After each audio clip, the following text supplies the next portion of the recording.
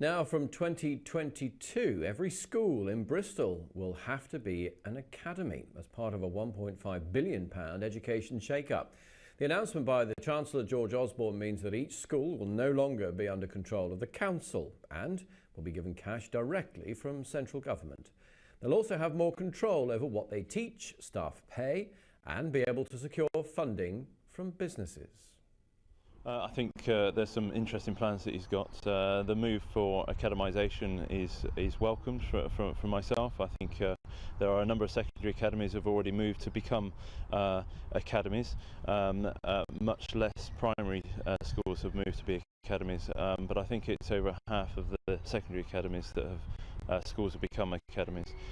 So I welcome that move. I think the opportunity exists in the educational landscape going forward for academies to work together much more closely and to allow them to collaborate in a level which allows us to raise standards for young people, which is what it's all about.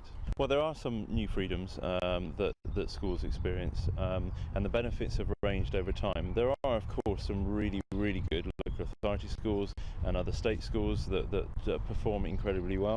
As an academy, however, you have that freedom to look outside yourself, to take control of maybe a geographical area, to collaborate with other academies, form trusts, and we can see the growth of multi-academy trusts over even the last 6 months has been extraordinary in terms of its growth.